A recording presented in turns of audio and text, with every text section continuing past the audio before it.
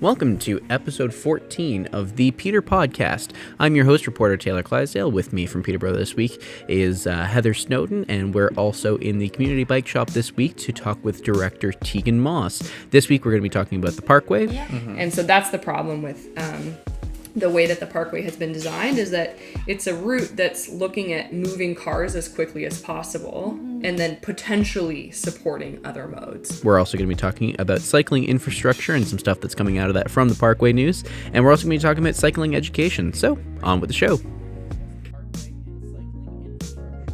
So, Tegan, why don't you just tell me a little bit about yourself and a little bit about Bike? All right. I'm the executive director here at Bike. Bike is a not-for-profit teaching shop. So what we do is we teach people how to repair, ride, and maintain their bicycles. So most people who are familiar with the shop are familiar with our open shop program. So we have a workshop space that's got 5 workbenches in it, and people show up with their bicycles and learn how to repair them. That's everything from a quick spring tune-up to complete overhauls of bicycles that someone's had for a long time. So all manner of repairs. We run a lot of other programs that are less well known. So we have Earn a Bike programs for youth and adults, where someone who can't afford to buy a bicycle can get one for free. And we run in-school programs for grade 5 students. So this year we're in 12 classes teaching grade 5s the skills that they would need to ride a bike for transportation. So maybe you can describe kind of the educational component of what you do here at Bike, teaching people to fix their own bikes, build their own bikes, and teaching people how to ride bikes, well, and make sure they know the rules of riding, and especially when it comes to riding on the roads. So what's kind of the goal of a lot of this educational component? Well, Bike's vision statement is people empowered to travel by bike. And the bicycle is a very simple machine, and oftentimes when we don't understand something, we fear it. And so when we start to understand these simple machines, it gives people the confidence to get out and ride their bikes. Sometimes that means riding more often. Sometimes that means riding further. Sometimes that means doing a ride that you were just nervous to do already and doing anyway. So you might just feel more confident about your commute. The riding skills components, we really believe that everyone should be taught how to ride a bike for transportation. Riding a bicycle is free. It should stay free. You don't need a license to ride the bike. I don't think you should need a license to ride the bike. Has that ever been brought up in Peterborough about licensing bike riding, or? Not to my knowledge. But the point there is that because that's the case, we need resources that provide people with knowledge about how to ride their bike properly. So some of our workshops, we have a workshop series running on Thursday nights called Bike Night. Those workshops are going to include things like, how do I use a bike lane? How do I use the turning boxes that are at some intersections downtown? What are the proper ways to signal while I'm riding my bicycle? And those are things that we hope that someday all kids will learn in school. And that's the goal of our Pedal Power program, is to make sure that everyone has those skills from a very young age. So riding a bike becomes something that anyone can do to get around. Yeah, I know. I kind of have a personal connection with the bike shop because a while ago, last summer, I believe, you and Charlie, who works here at the shop, you guys helped me out by teaching me how to ride a bike. It was the first time I'd ever committed to doing it, and I actually learned, and I ended up coming back, and actually you guys helped me to build my own bicycle, so that was something that I wouldn't have done otherwise. Yeah, you really went there with the whole host of options. Yeah, so if you need an example of what, what you can learn. What not to do on a bike. No. I like the way she said it better. But if someone who was uncomfortable with the bicycle. And, coming to Bike for support. Yeah. We do actually have an instructor that's working one-on-one with people this summer. Okay. She's scheduling appointments on Fridays to teach both new riders or people who don't feel confident being on the road how to ride for commuting purposes. Any age group? She's particularly looking to work with adults. Really? Yeah. Cool. That's really our hope, is to... Yeah, oftentimes adults feel a little bit more nervous or reluctant to get on a bicycle if they don't know how. And No, Chloe's awesome. She'd be another great person to learn to ride from. I mean, Charlie's great too. Yeah. But Chloe has a bit more time dedicated to it than Charlie does. Okay. Yeah. Let's talk about your expertise, actually. I'm kind of curious. Are you a bike rider? Yeah. Oh my God. Yeah. Okay, so like, when's the last time you've ridden a bike? I probably like 2 years ago, but I used to be an avid bike rider. I used to ride probably 2 to 4 hours every weekend because I live in Newcastle, and I would ride my bike from either like to Bowmanville or Newtonville or just for fun, right? The operative phrase, the word in there that I latched onto is used to. What changed? I just don't really have the time to spend my entire weekend riding 4 hours on a bike. Oh, yeah, because the Yeah. commute now. Yeah, well, I was in school. Like, I was in, like, high school and elementary school, and, like, when I was actually doing those long, long bike rides, so... Yeah, but let's talk a little bit about, the way people use bikes, because I feel like there's a particular vision that so many cycling advocates have of people, biking to school and biking to work every day. So how do you go about kind of promoting that vision? Well, there's all sorts of things that happen. Right now, there's a program running called Shifting Gears. It's an annual commuter challenge that's run out of Greenup through the city of Peterborough. And that's a program that provides all sorts of incentive and workshops and tools that help people ride more. But I think that vision comes from the fact that riding a bicycle is a very cheap, fast, convenient, fun way to get around. And we ran a winter riding program this year, and one of my favorite quotes from the entire program is someone who said, "I thought I hated winter, but I just hate winter driving." Oh, wow. Like, so the bike... The bike was like, "Oh, I don't hate winter. It's just I get like, so wow. stressed out when I have to do my commute in the car that it makes me think I hate winter." And so I think that, one of the things that's so great about riding a bicycle is that it is such a cheap, fast, and easy way to get around that we don't realize how much of a burden we're putting on ourselves and on our built infrastructure in order to move by car. And so people who travel by bike know how fun and easy and cheap it really is to ride a bike instead. And especially for trips under 7 kilometers, it takes less than 10 minutes. Gosh, yeah. It's so fast. Yeah, and just as a car driver myself, this winter was especially brutal in terms of, sheer ice on the roads and big snowstorms where you're going through feet of snow, and that unless you have winter tires, it's just kind of a hard time to get through. And even then, winter tires cost a decent chunk of money. If you don't already have a pair, getting them installed costs money. And then, if you get into an accident on the road, it's obviously far more expensive to replace parts or all of your vehicle if you get into an accident. Yeah. Totally. Yes. I would rather crash my bike than my car. Yes. But let's talk about bikes, because so much of... Well, actually, that's a question I should be asking. How much of the parts and bikes that you get in the shop, how much of it is donated? Oh, all the bikes that come through the bike shop are donated. Okay. So that's part of our model. People often ask if they can sell us bicycles, and we don't buy any bicycles. We do have a consignment program that we probably do 5 or 10 bikes through a year. It's not very busy. What does that mean? What's consignment? Consignment. So if you had a bicycle that you wanted to sell, we can sell it for either a small fee or a percentage of what we resell it for. Oh, okay. It's really something for decent bicycles that aren't things that typically get donated to the shop. It's a way to help increase access to those for people who are looking to buy a bike here. But in 2017, we had 316 bicycles donated. Wow. And that includes a large number of kids' bikes, includes lots of 90s mountain bikes, road bikes. Occasionally you get something nicer donated. And yeah, we divert those bicycles into a bunch of different programs. Some of them go into Earn a Bike. Some of them get refurbished by volunteers and then sold. Some of them get rebuilt by community members. And then I would say about a quarter of them we strip for parts and scrap the frames.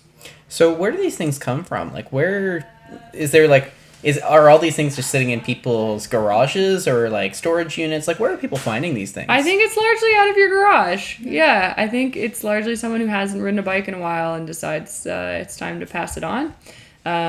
Kids bikes, kids outgrow bikes, so we try and keep all our kids bikes under $70. Most of them are in the like $20 to $40 range. So kids bikes are they turn around really fast, right? You ride them for a summer, and so we try to make those even more affordable than our already very affordable bikes. Yeah, that's good.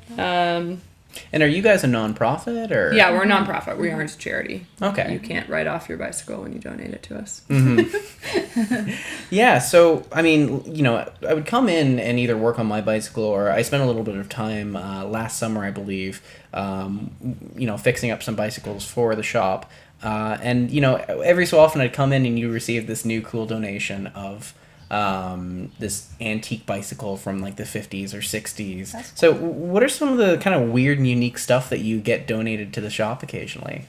Well, there's all sorts of funny things that come through. I mean, one of the things that's so magic about being here is that bicycle technology has changed a lot over time, and you get to see new stuff all the time. Like, I've been working on bikes for the last 7 years, and I still see stuff that I've never seen before. Whether that's innovations from manufacturers or just like creative ways that someone put something together. You see different stuff all the time. Mm-hmm. Yeah. And I mean, what condition does this stuff come in? Are bikes generally something that, they get a little dusty and kind of greasy, but overall their condition kind of remains the same, or does it depend on how they're stored? No, it's as unique as the people that donate them. Like, sometimes they're covered in sawdust, sometimes they're covered in bird poo, sometimes they're perfect to ride out the door. Yeah, it's a vast range. If you can imagine a bicycle sitting somewhere unused, you can imagine it hardly being touched at all and then arriving at our front door. Well, especially something that, like, if something's been sitting in someone's storage locker or basement since the 60s. Yeah, or barn, or under their deck, or like in the middle of a lake. Yeah. That's funny. Yeah, they come in all sorts of conditions. Yeah. And we lovingly accept bicycles in all sorts of conditions. That's good. Yeah, and like you said, if the frame isn't something that you can work with, you can always strip it off. Yeah. And well, and we even, if we can't use anything on it at all, we can at least make sure that the tires and pedals come off so that it gets recycled properly. Mm-hmm. Yeah. Yeah. So it sounds like, recycling and making sure that something never goes to waste. It sounds like it's a kind of a key part of the model that you have here. It's definitely part of our values. Yeah. Sustainability and all that. Yeah. Not sustainability and all that, I say, but it sounds very important and integral to what you guys do here. Is it something that a lot of people come to the shop care about, or do you have a lot of kind of environmentally conscious people who use the shop? Yeah.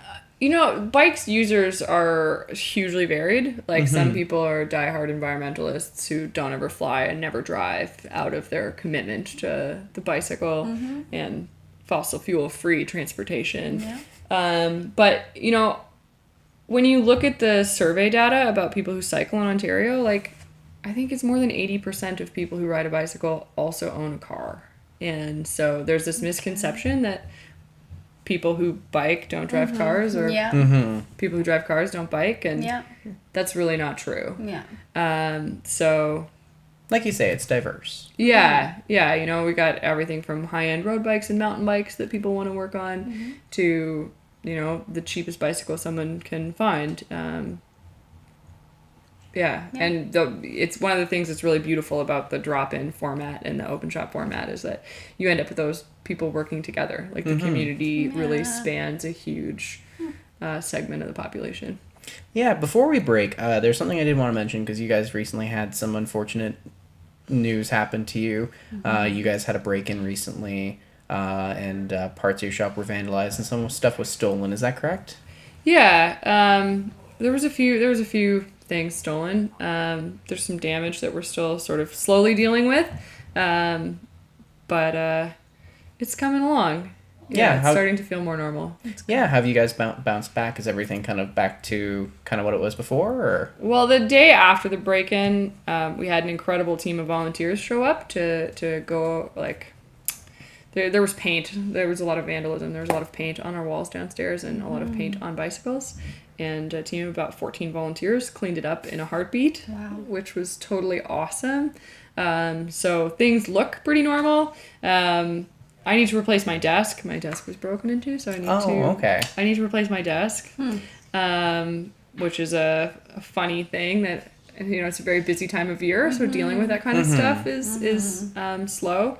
A couple of folks have provided cash donations, and there's been a couple of bicycle donations that people are, reaching out to show their support for the shop in that way. Yeah, it sounds like the outreach and the ability for people to come out here and help out has really... It means a lot to you guys. It does. Yeah, no, Bike is definitely a community space and a community resource, and it's been very clear to us that the community values us very highly. Yeah. Yeah, you do a lot for them. And they do a lot for you, it seems. Yeah, totally. No, Bike would not be what it is without its volunteers. Yeah. And all those programs that rely on those donated bicycles wouldn't happen if the bikes weren't being donated. Mm-hmm. All right, I think on that note, that's a great note in which we're going to take a short break, get a drink of water on this very warm day. Warm. Feels like summer. Yeah. No, we're certainly getting there. Yeah. All right, so we'll be right back in just a moment. Ball practice after, and then she's got that, because she makes blankets for cancer patients too, so she has that going on. So it's been a week and a half, 2 weeks that I've been trying to schedule her for. So you mean I should have said no? It's too busy? Definitely not. No, don't say that. Definitely not. We had the option of not doing it. You just stand up and walk away. All right, yeah. So we're gonna get back into it right now. So yeah. Welcome back to the Peterpodcast. We just came back from a quick break. We got some drinks on this very humid day, and you took the opportunity to help people out in the bike shop because that's just the type of person you are. Bar tape. I love bar tape. Okay. It's a great way to make your road bike feel like new. That's fun. All right, yeah. So for the second half, I want to talk about some stuff related to the Parkway. So the long and short of it is the city was presented with a couple of different options of how they wanted to proceed with the Parkway right now. A few of the options had to do with kind of doing the environmental assessment for the Parkway right now. The city opted not to do that. Instead, they're kind of doing these 6 transportation studies to look at how to make improvements kind of with the Parkway maybe, without the Parkway maybe. And one of those studies is about the city's cycling network. So basically how to improve that. And, cycling infrastructure is something that we've talked about before. So why don't we talk a little bit about in what ways is the city kind of deficient in cycling infrastructure right now? How can it be improved upon? So I think one of the things about cycling infrastructure is that people don't... There's a if you build it, they will come. And there's often these arguments against cycling infrastructure that are presented in this way of like, well, there's no people riding there now, and you don't drive your car where there is not a car lane. Why would people drive bikes where there are not bike lanes? Yeah. And the type of people that will ride on cycling infrastructure are different than the type of people who will just ride on the road. And so if you want more people to ride bikes, you have to put in bike lanes. It's just the long and the short of it. I'm really excited to see the lanes go in on George and Water this summer. Those lanes have been slated to be coming for a long time. And I think starting to see a grid that connects downtown is going to really increase the number of bikes that we see coming downtown. So why would someone, be more interested in cycling around the city if there are bike lanes than if there aren't? Because you can cycle on the road. So what incentivizes them to do it more often then? Well, I don't think you would think of it as an incentive so much as a sense of belonging, right? There's a place for me, right? People belong on sidewalks, and cars belong in lanes, and so where do bikes belong? Not everyone knows that bikes belong on the road. It kind of comes back to that same issue that we were talking about with the cycling education, where because not everyone is taught that bikes belong in the lane, it's not something that everybody is aware of. And when people see a bike lane, they know that that's where the bikes are supposed to go. Yeah, I see people cycling on the sidewalks, and I know they're depend on the area, because I know on Lansdowne, I believe you can ride on the sidewalks. Don't quote me on that. But I see people riding on the sidewalks, and part of me is like, oh, they shouldn't be doing that. And then part of me is also like, well, maybe they're not comfortable riding on the road and sharing space with big, scary vehicles that are... safety issue, right? That would probably be the biggest concern. I wouldn't ride on a road if there wasn't a bike lane. Right. And so there you go. Here's someone who used to ride a bike, doesn't ride a bike anymore. Yeah. And if there was a bike lane, you would ride your bike, right? And so that's the kind of reason why I think it's so important, is that anecdotal, I would ride a bike in a bike lane, translates directly to when you put bike lanes in, people ride on them. Like, you can do counts on a street before and after, and there will always be more people riding once there's a bike lane in place. Yeah, I was mentioning to you earlier before we hit the record button, but like, I'm not a very confident rider. I only learned to ride my bike last summer when you guys taught me. So I would feel more comfortable if I had that little space on my own off to the side than if I was sharing it with traffic, because it's not that I don't trust traffic, which, you know, I don't during the best of times when I'm in my car, but I especially don't trust myself. Because what if I do something stupid and accidentally wobble and fall? Yeah. I don't want to fall into traffic. Yeah. And I think that that's a concern that a lot of people share. And that's why it's so important that we see infrastructure that supports people riding bikes who don't have the confidence to ride in the car lane. I think that buffered bike lane that existed north of City Hall last year is a really awesome example of what's possible in a very small amount of room. You know, there's cities all over Canada that are making transitions to be more cycle friendly, and it doesn't take a lot of space. It usually doesn't take a lot of money, and I think it's a really great way to encourage people to have more healthy, active lifestyles.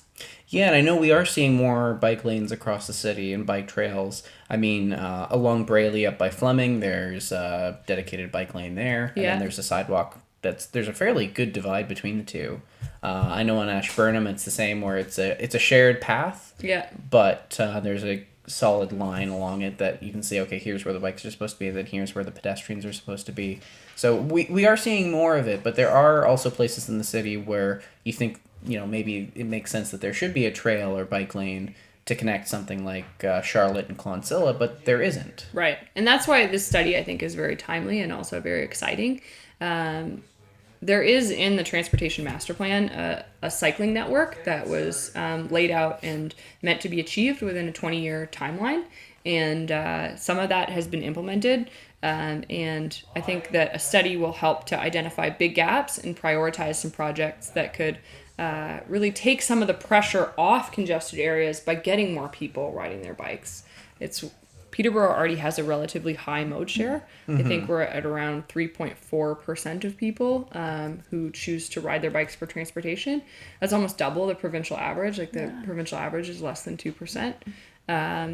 And, you know, if we can get some key places in line, I think we'll find that we start to see even greater mode share here in Peterborough. Yeah, and I mean, whenever I post an article about bike lanes or cycling, there's always these people who kind of make in the comments some observations of, you know, because of the people who are on council, there's a perception that there are people who are kind of in the, okay, cars are the dominant way of transportation, and that's their way of thinking, and so we need to accommodate that on our roads. But we do have a municipal election coming up. And, you know, if that is an issue, that might be something that's something you and other people might care about. So what are you kind of hoping for, you know, in council next term after October? Are you kind of hoping for some new ideas to come out? Are you kind of hoping for some fresh faces, or maybe some people to kind of re-change their thinking on some things, or are things kind of okay the way they are?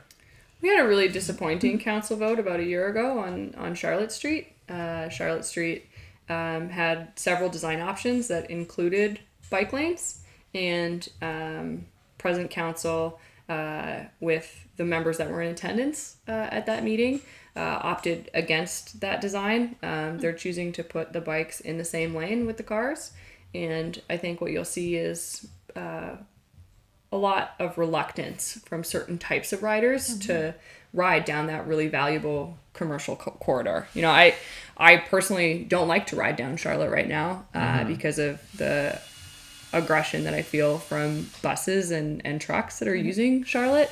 They look at you like, what are you doing on our road? Yeah, they do. You know, there's a lot of businesses that I want to patronize on Charlotte Street. You know, I like to stop by Chasing the Cheese or the Publican or the Main Ingredient on my way home, and it's a stressful route to ride. And so I think it's a great example of somewhere that bike lanes would harmonize really well with the type of business and culture that exists on the street. And I think a different council would have moved a different direction on that issue. So I do hope to see a couple more bike-friendly faces. Another issue that I think is an example of that is actually to do with Peterborough Pulse. I sit on the planning committee for Peterborough Pulse, and for the second time in a row, we've had our proposed route declined because it will be too interfering with car traffic. And so the route this year is shortened to a length that I actually feel like it's an event that you won't be able to safely bike at. And that's really in direct conflict with our vision for the event. And so I hope to see leadership from council that will be more supportive of events like Peterborough Pulse. Yeah, I did a series recently talking about the downtown, looking at how it's physically changing, the history of the downtown, the politics of the downtown. And one of the things I looked at was the future of the downtown in terms of businesses. And I interviewed, I can't remember his position title, but he's one of the bigwigs at Junior Achievement of Peterborough, Lakeland, Muskoka, John McNutt. And what he had said to me was that he wished that we had more kind of walkable events where they shut down the street in Peterborough, and that would attract more people from out of town to come into Peterborough. Do you think that that would be the case with, opening up the street for people to walk and bike down more often? Well, I think that's part of the vision for Charlotte Street right now, actually, at least the section between Aylmer and George Street. I think that they're planning to put some movable bollards and rolled curbs in so that the street will be really easily convertible for events like the farmers market that's happening there today. Even though the long-term plan isn't for the market to happen on the street, I think the hope is that street festivals will be really easy to animate in that space. And I know that the DBIA is supportive of looking at options that make really pedestrian-friendly spaces.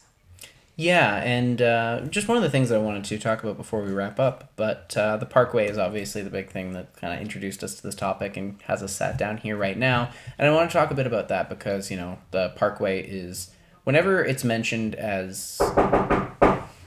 Sorry, we're just getting a little interruption right now. We're going to take a short break. Sorry about that. Oh, no worries. Okay, we're back. Sorry about that. So just in regards to the Parkway, we were talking about, one of the reasons why people have said they're not a big fan of the Parkway is just because it's very car-centric. And some of the counters that people have given to that, on council or from city staff, is that the Parkways also would be able to feature alternative modes of transportation like walking and biking. What's your response to that? So when you start to look at the type of infrastructure that's proposed for people to walk and bike along the Parkway, you really start to see a difference in the rhetoric versus the reality. So the type of infrastructure that's proposed is what we would call the least preferred infrastructure. So if you were to survey people about what kind of place they would like to walk, the types of sidewalks that you're going to see on a piece of infrastructure like the Parkway are the type of place that someone would only walk if it was the only possible way they could get somewhere. So we want to look to develop infrastructure that's the most preferred for pedestrians, or infrastructure that's the most preferred for people on bikes. If you want people to get out of their cars, you can't design something for cars and tack on a sidewalk and expect people to want to walk there. Yeah. And so that's the problem with the way that the Parkway has been designed, is that it's a route that's looking at moving cars as quickly as possible and then potentially supporting other modes. And if we want people to bike, we have to build the streets for bikes. And if we want people to walk, we have to build sidewalks. Yeah. Enjoy, like you're saying, enjoyable, like scenic almost. They don't just want to walk beside a road. No one wants to walk down a 5-lane road. No. Like, that's why there's so few people walking down on Clonsilla, is because those places are very unpleasant to walk. They're very hostile to pedestrians. It's windy, it's bright, there's people moving really fast. Yeah. And the culture of the Parkway would be such that it would be really undesirable to use active modes on. So what would you like to see as an alternative to that then? Well, I think one of the things that's so interesting when you get into the Parkway is that the reason that it's been denied by the Ministry of Environment and Climate Change is because the benefit of building the road doesn't add up to the cost. So the detriment to the environment, the detriment, the actual cost, the impacts of it don't actually add up to the amount of time saved on that drive, right? We're talking about saving like 1 minute of time for the average driver moving from one end of the city to the other. How many billions of dollars is 1 minute of time worth? That's the kind of question that has made this project unsuccessful in moving forward. I think that, some of the alternatives that were suggested, like looking at better lights, like better signalization, those lights are like 30 or 40 years behind the technology that we have today. So if we can get smart traffic lights running, traffic is going to move better. So let's invest in things that support what already exists. Let's invest, some time into making the buses better. Peterborough busing is notoriously bad, and taking the bus is awesome. You can drink a coffee and read a book while somebody drives you to work. It's really not that bad. Yeah, it's not bad at all. It can be really awesome to ride the bus. Like, I would much rather take the GO into Toronto and like work while I'm going into the city. It's like an Uber on a consistent schedule. Absolutely. Like, riding the bus can be awesome. And yet we've got the system where everyone's like, the bus in Peterborough sucks. And so if we invest some money in getting the buses to be a better place to be, more people will take the bus. It's the same thing with the bike lanes. You make the bike lanes better, more people are going to take them. And so, I think that's what the Ministry of Environment and Climate Change is trying to say about the Parkway, is like, there are better ways to do this. Go find the better ways. And that's what I really hope the city chooses to do. All right, before we sign off, is there anything else that you want to add or pitch or... Well, since we're talking about bicycles and it is the springtime, most of the people who are coming here are asking me, like, what do I need to do to get my bike ready? And the thing that I teach oftentimes is a really simple way to remember the basics of getting your bike ready for the spring, which is the ABCs of bike maintenance. So you need to remember that it stands for air, brakes, and chain. So you need to pump your tires. Yeah. You need to make sure your brakes work, and you need to lubricate your chain. And if those three simple things are taken care of, it's the beginning of riding your bike. All right, awesome. Let's hope some more donations come in. Let's hope that people continue to support the bike shop, and we're gonna see a lot of people on bikes this spring and summer. Yeah, I hope so. Yeah. Yeah, maybe we'll get you back on a bike. Yeah, definitely. That'll be our next assignment. Yeah. Live on bicycle, live podcast. Yeah, live podcast on the back on of a bicycle. Us three, just just riding. Get a tandem bicycle with us all on headsets. That would be amazing. I have a tandem. Oh my gosh. Let's All set right. this up. All right, this journey is not expensive. All right, let's sign off for the week then. All right, and to everyone else that's watching the podcast, we will see you next week then. All right.